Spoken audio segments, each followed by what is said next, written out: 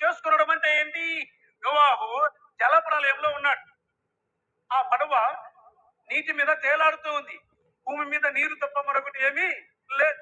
సమస్త జీవరాశులు చంపబడ్డారు. దేవుడు ఎంపిక చేసినది మాత్రమే ఆ ఓడలో. ఇప్పుడు నోవాహు సంతానానికి క్షేమం కలగాలి. క్షేమం కలగాలంటే ముందు నీళ్ళు ఆరిపోవాలి.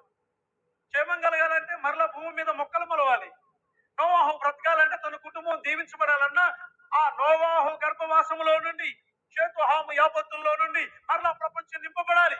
వీటన్నిటికీ ఒక పెద్ద కార్యము జరగాలి భూమి మీద. ఆ కార్యం జరగాలంటే ముందు నీరు ఇంకిపోవాలి. ఇప్పుడు నోవాహు జ్ఞాపకం చేసుకున్నప్పుడు దేవుడు తన ఆలోచనలో నోవాహుని ఒక మంచి ఎత్తైనటువంటి పర్వతం మీదకి తీసుకుని వెళ్ళాలి. జ్ఞాపకం చేసుకున్నాడు. ఒక పర్వతం మీదకి తీసుకుని వెళ్ళి పెట్టాడు. జ్ఞాపకం చేసుకున్నాడు. ఆయన ఊపిరి ఊదగా నీరంతా ఇంకిపోయింది. నీరంతా ఎండిపోయింది. ఆవిరిగా ఆ నీరు భూమి మీద లేకుండా చేయబడ్డాయి. ఒకటేమో ఆ కొండ మీద పర్వతం మీద తనని క్షేమంగా నిలిపాడు. రెండేమో నోవాహు తన కుటుంబం భూమి మీదకి రావడానికి క్షేమంగా ఉండడానికి ఆ భూమి మీద నీటిని ఆరిపోతున్నట్లుగా ఆయన ఊదాడు. మూడేమో తిరిగి మరలా భూమి సారవంతంగా మార్చాడు. నాలుగేమో ఆ భూమి కూర మొక్కలను నోవాహు బ్రతుకుటకు తినుటకు కావలసినటువంటి సమృద్ధిని సమస్తాన్ని దేవుడు ఏర్పాటు చేశాడు. దేవుడు జ్ఞాపకం చేసుకోవడం అంటే ఇది. ఇప్పుడు చెప్పండి దేవుని పిల్లరా, నా బిడ్డ క్షేమంగా ఉండాలి అనుకుంటే నోవాహుకి తిండి దొరుకుతుందా? నోవాహుకు పడవలో నుంచి వచ్చినటువంటి ఆ జంతువులకి చతుష్పదం ఆ జంతువులన్నిటికీ ఆహారం ఎక్కడిది? దేవుడు జ్ఞాపకం చేసుకోవడం అంటే నీ పరిస్థితులను చక్కబెట్టడము, నీ జీవితంలో మిరకిల్స్ చేయడమే. దేవుడిని జ్ఞాపకం చేసుకోవడం అంటే నీకున్న అక్కలు తీర్చడమే, నీకున్న ప్రతి పరిస్థితిని మార్చడమే అని అర్థం.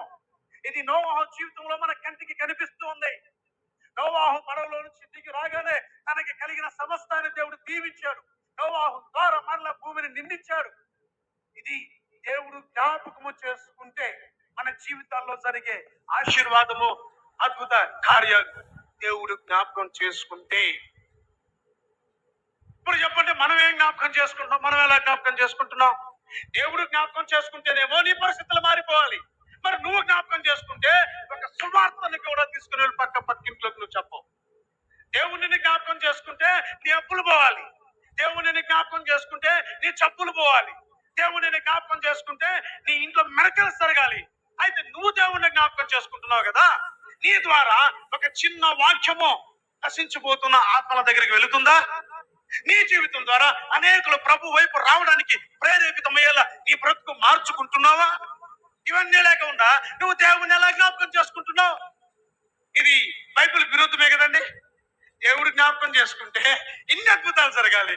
మరి నువ్వు జ్ఞాపకం చేసుకుంటే ఏం జరగట్లేదే? దీన్ని వేషధాని తనము